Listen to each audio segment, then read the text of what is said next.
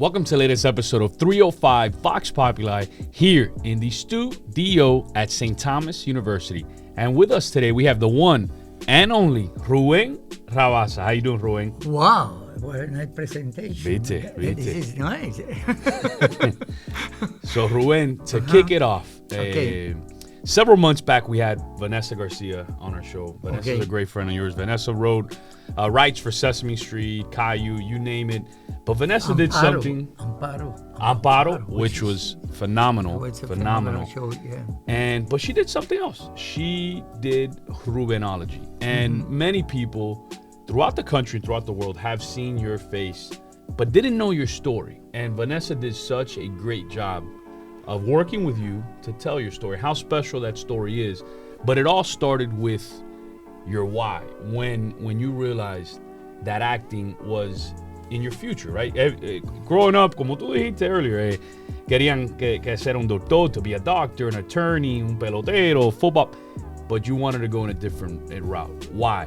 Why did you want to go in that route? I guess everybody comes to this world to do something, because not everybody has to be the same, because then the whole world will be a robot, everybody's doing the same thing.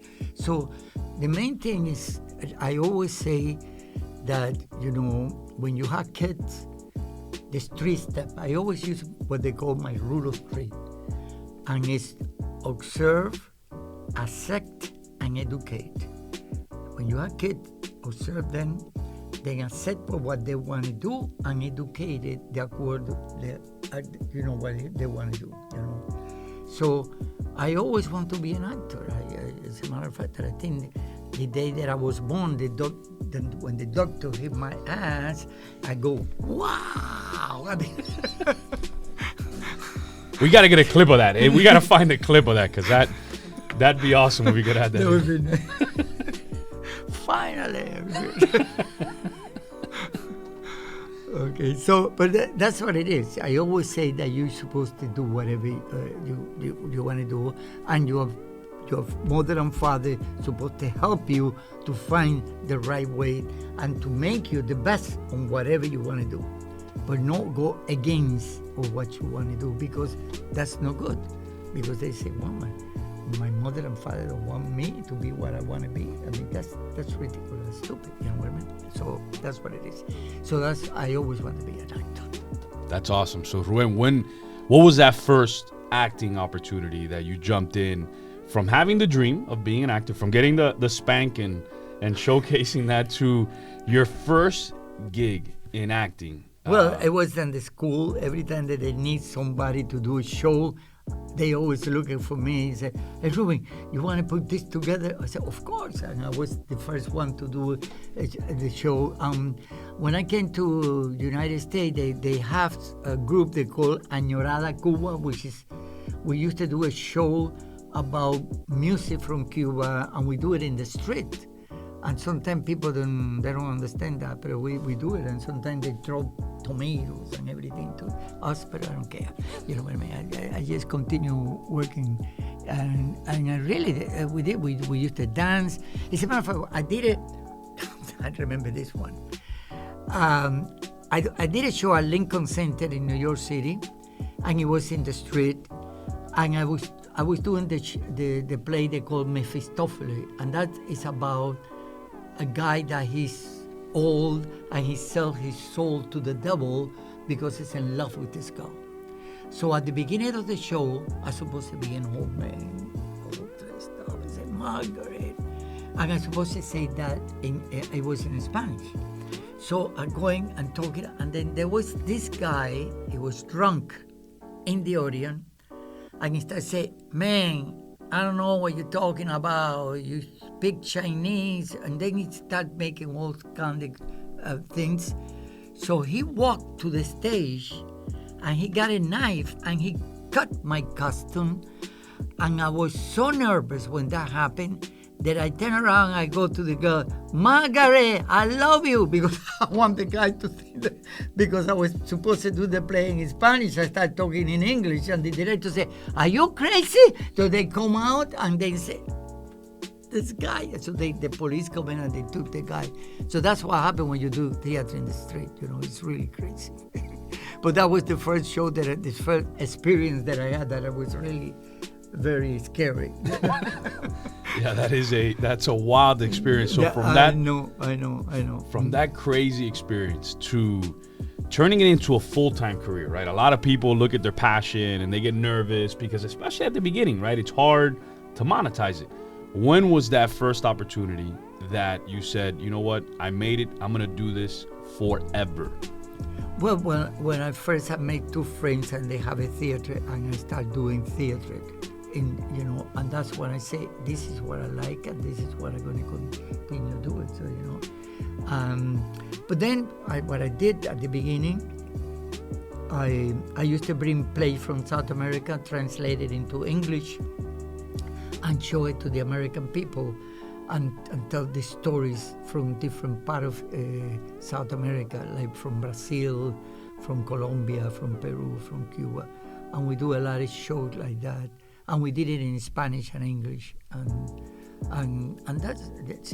And then I did an organization they call Hispanic Organization of Latin Actors to help the Spanish people to learn what to do in the business. And from there I did another theater they call the Cuban Cultural Center. So I did a lot of theater in New York because New York is more theater than anything else, you know what I mean?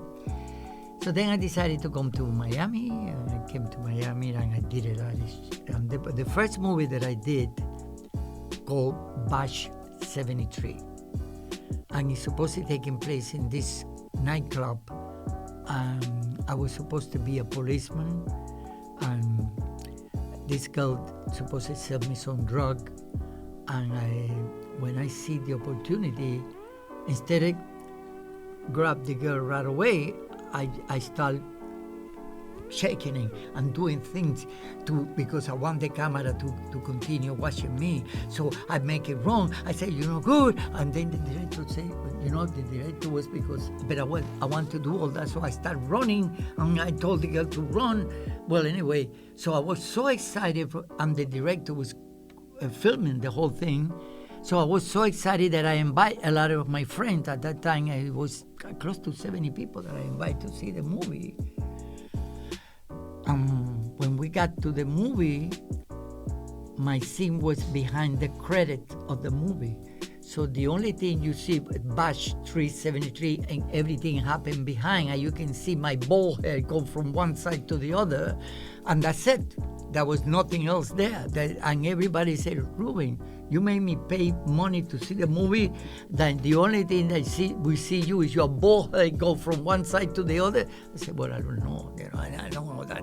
I thought I was going to be in the movie because I was so excited. So that's the first movie that I did. And then I worked, and the first one that I did in Miami was Invasion USA with Chuck Norris. Wait, with Chuck Norris? Yes. And the whole movie at the beginning is supposed to be a boat full of Cubans that come from Cuba, but they have drugs in the bottle. And then these terrorists come in to pick up the drugs and they kill everybody.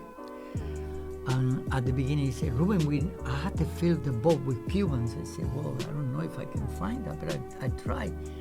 But there was 1 week, and they had to come in every day. And the first week they paid $75. The first day they paid $75. The second day they paid $100, and they were going up so they don't want to lose the same extra that they have.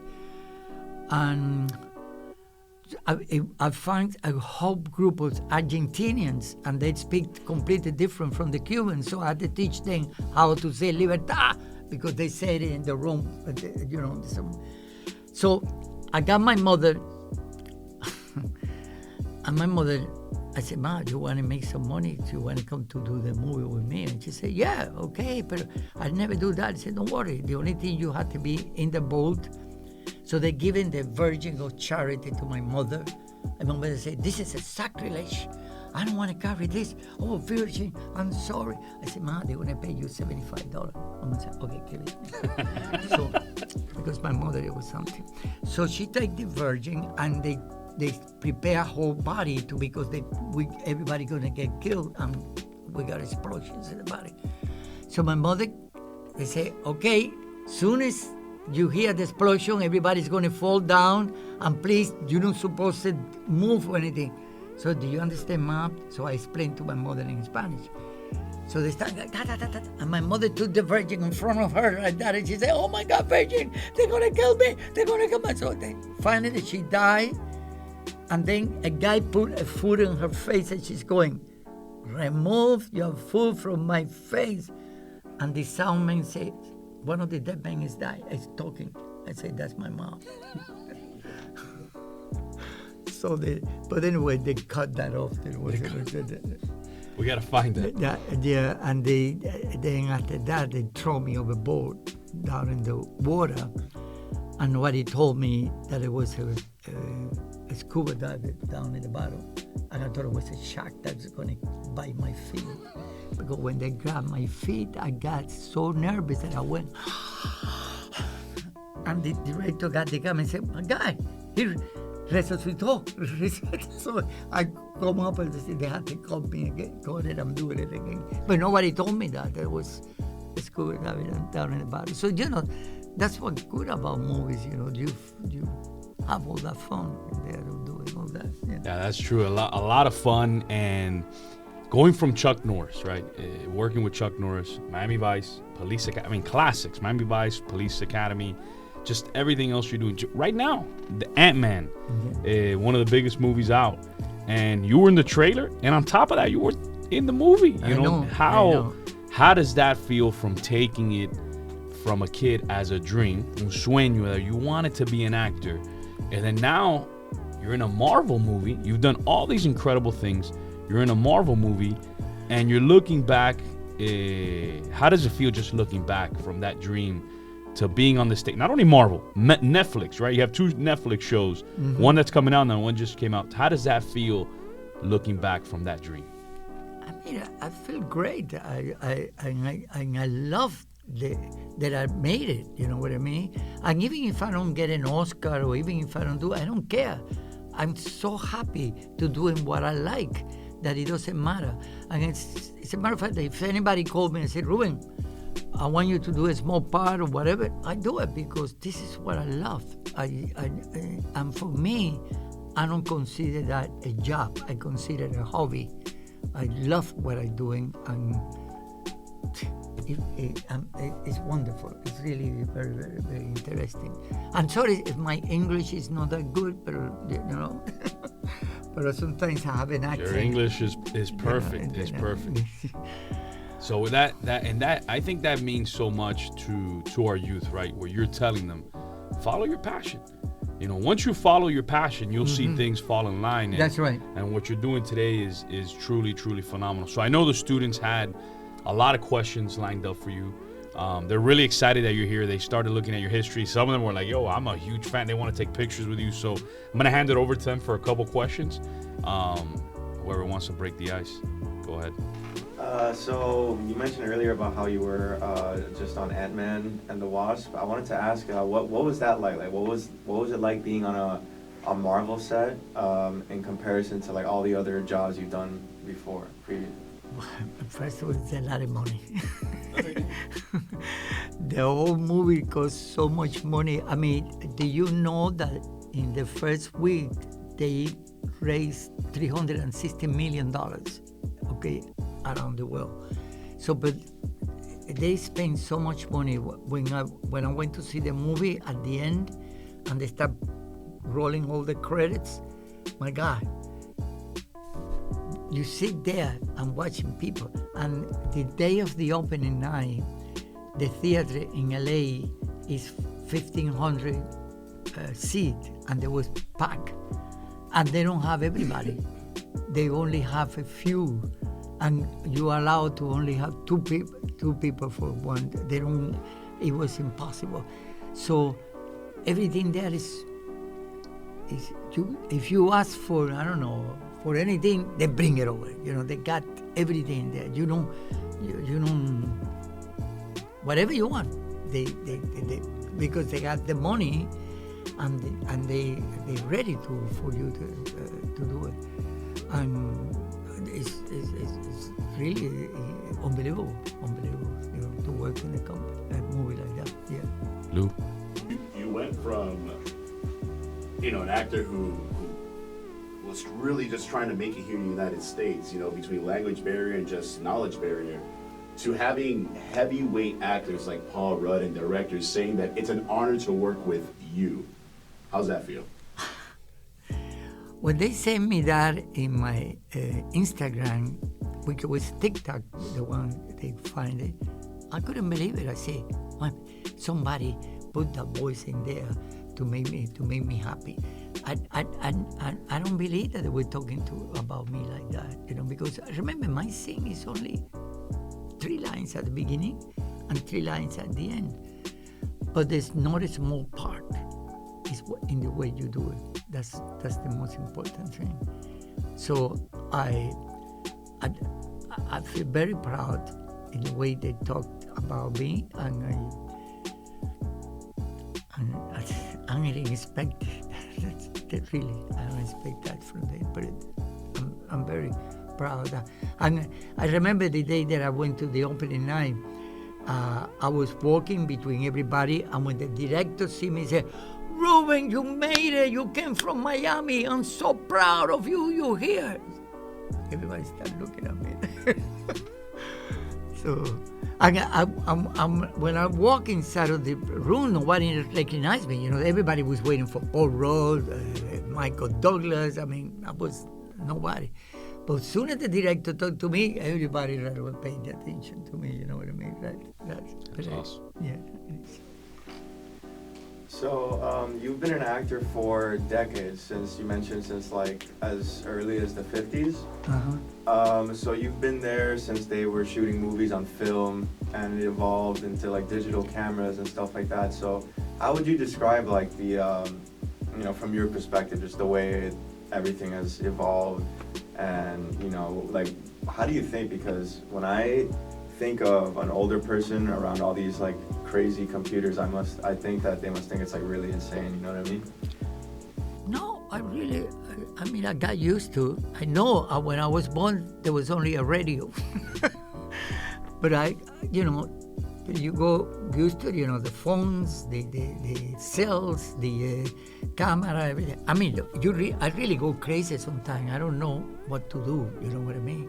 And when I look at the cell phone and I see so many things, but anyway, then I always call my nephews or my friends or listen, how do you do this? So they teach me what to do. Is there anything you miss about the old ways of production?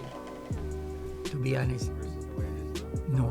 Because let me tell you, before, if you had to look for something, you had to go to la biblioteca, ¿cómo se dice? Library. Very true. And you had to look 200 books to get over here right away to find everything. I remember that somebody asked me one day, "Ruben, when do you born?" I said, "I born during the Holy Week." I said, "Okay." So I walk away, and then the guy called me and said, "You don't born in the Holy Week." I said, "What do you mean?" He said, "No, I checked the phone, and you were born a week later." I said, "I'm sorry. I thought my mother told me that." So that's what happened with the cell phone. They tell you everything right away. Right away. That is true. You got one there, and then you got Albert over here. Okay, which one? Okay, Albert. What's harder, to do a movie, to be an actor in a movie back in the 50s, the 60s, or to be in a movie today as an actor? Well, it's about the same. It's the same. As a matter of fact, the main thing is that you know what you're doing, because it's like I was telling him, when I do I studied and I make sure that my lines and I know what I'm talking about, because sometimes actors are not prepared and they make so many mistakes and they have to cut and do it again. And when you do the thing too many times, then you lose the original. That's right, the charm.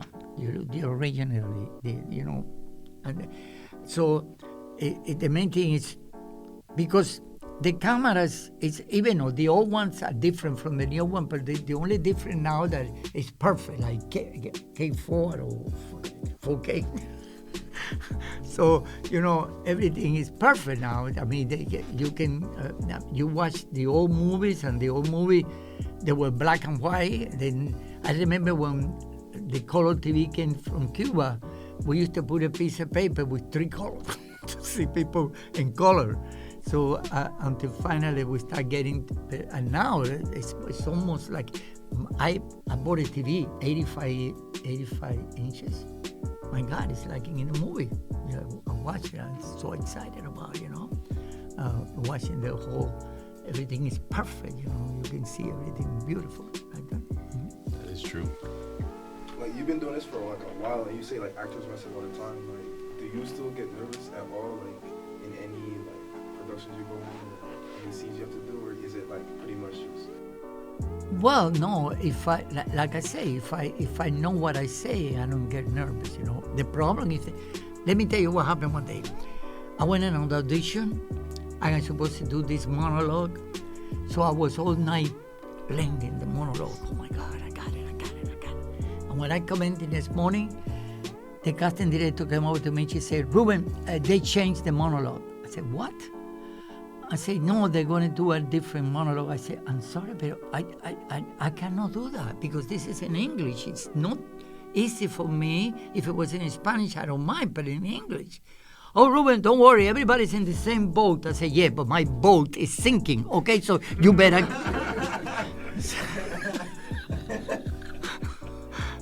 So that's what really happened. What's the biggest misconception of acting people have?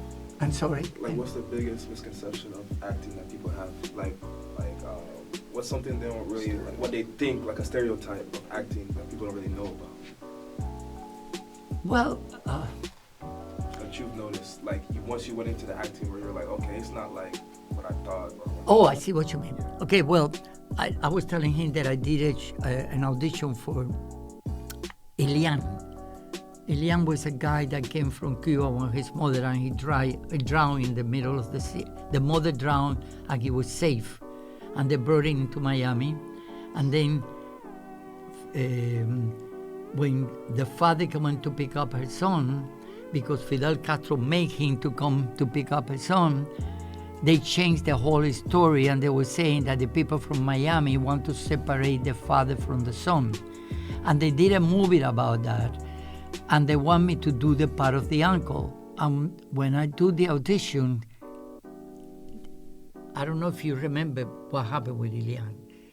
And the kid was in the house, and they come with machine guns to get him, and the kid was crying. But he's crying because he saw a lot of machine guns on top of him.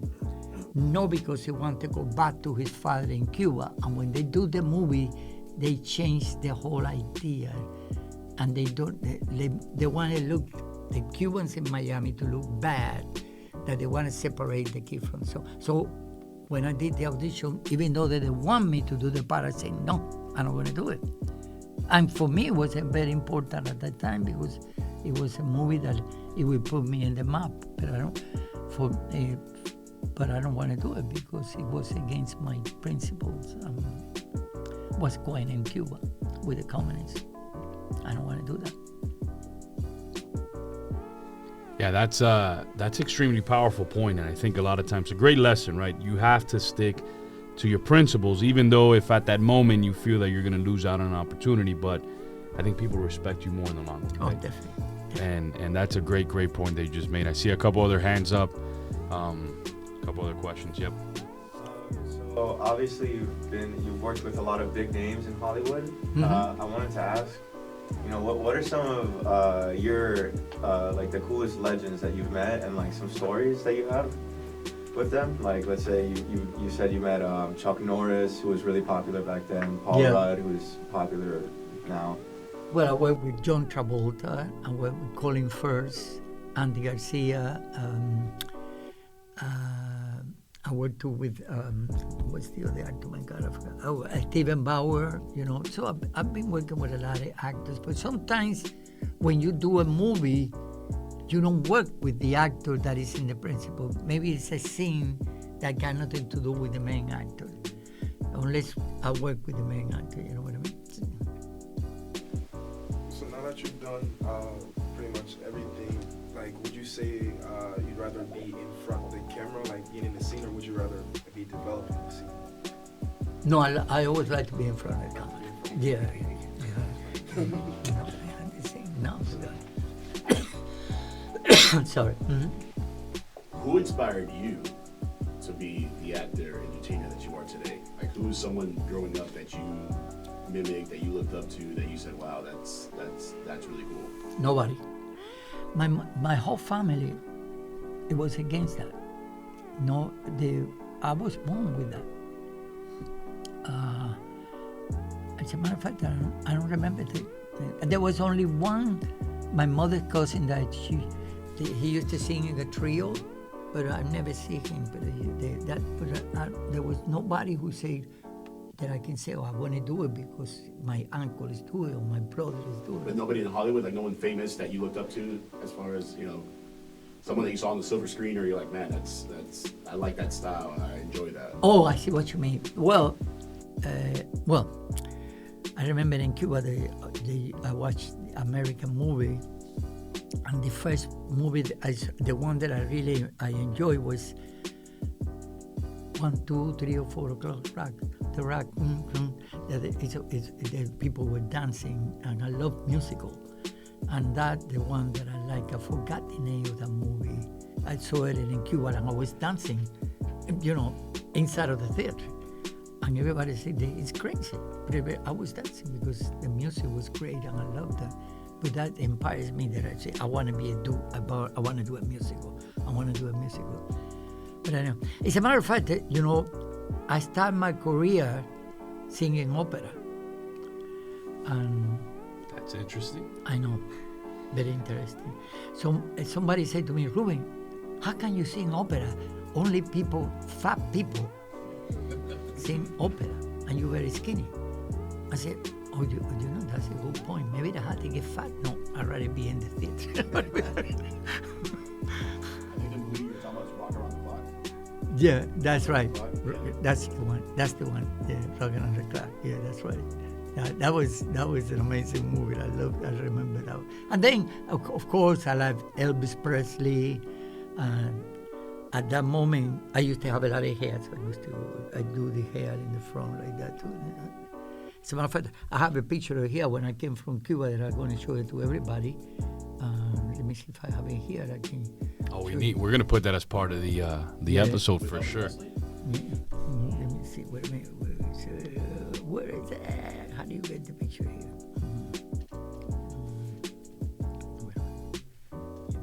How do you get the? You see, that's sometimes I get over. Wait a minute. You gotta go back. Oh, here. Yeah, no. Okay. No, where you go here? Close it. Close it there. Done. Close it here. Go back. Here's That's it. it. Okay. I'll show you. You got all the dates there. Yeah. That's a really cool picture. I gotta check that out. It's a picture of who? Of him? Oh my God. Ain't they? You gotta zoom into that. We're gonna put that in the episode for sure. Never before seen Ruben Rabasa picture. No, it's gonna go viral for sure. As we close out this part of I see two more hands up. Before we go, and we're all discussing it amongst us. Off air, you told us a story about how you confused the Spider-Man, Ant-Man thing.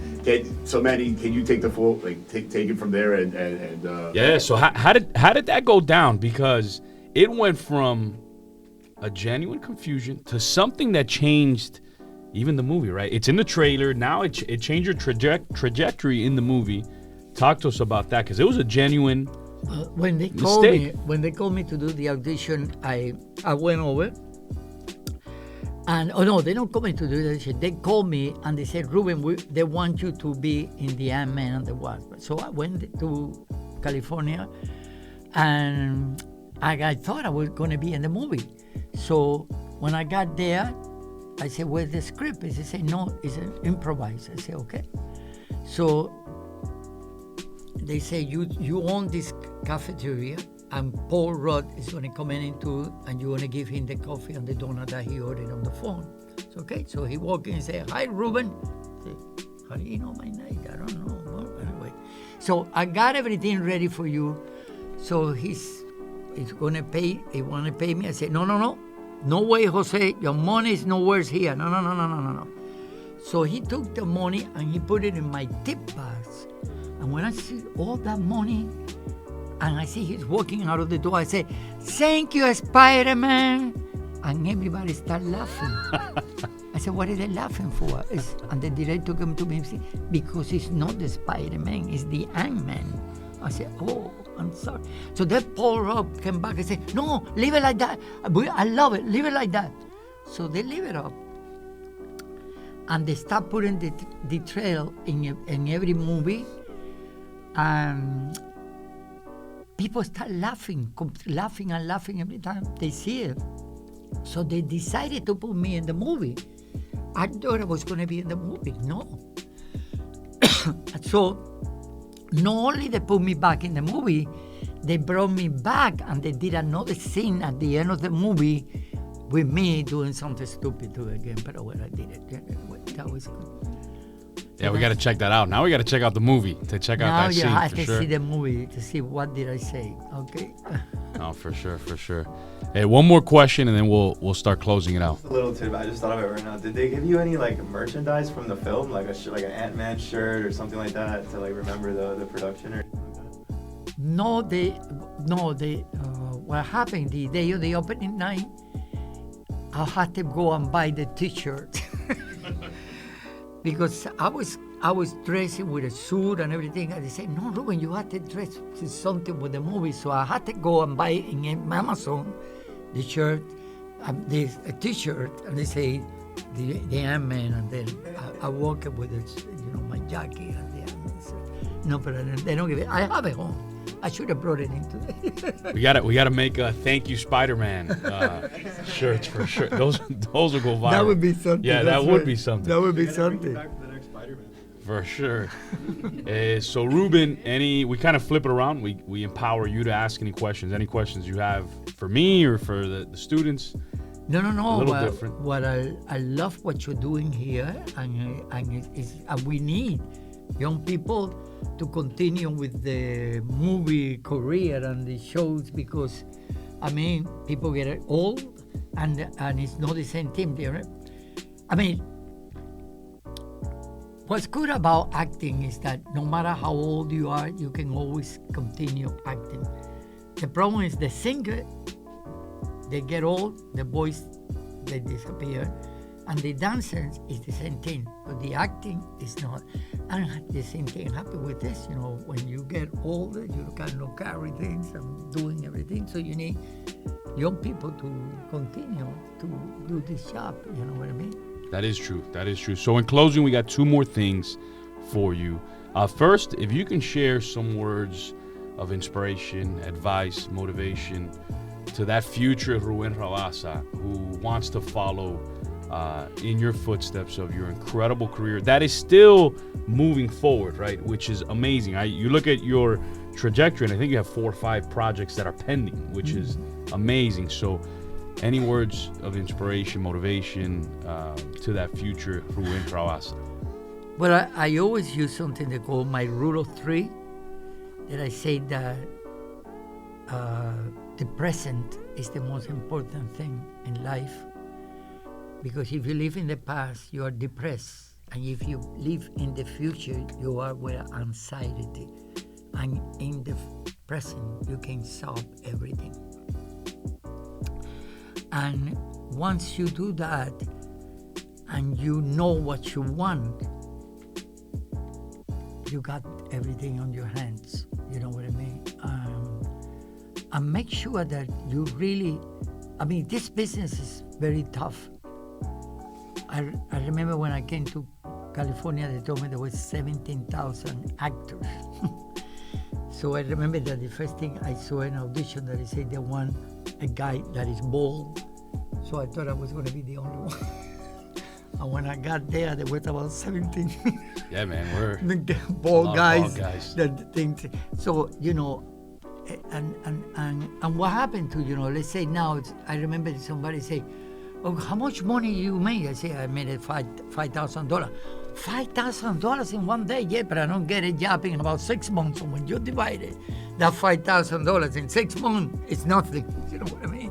So this is a very tough job, and it's a lot of competition, but you have to continue, improve yourself, and that's it, love what you're doing. That's the only motivation that I give you. That you gotta love what you're doing. Yeah.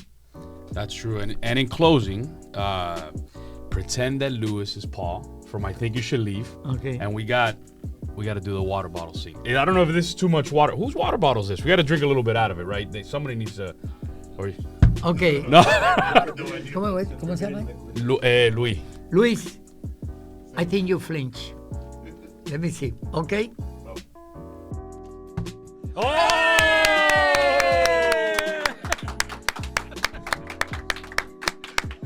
Did he flinch? Is he flinch? Yeah, he flinch. Flinch, you gotta marry your mother-in-law now.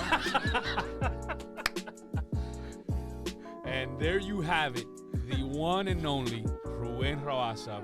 Thank you, Ruben. Very fortunate to have you on. We appreciate you. You left me hanging. Didn't give me his hand.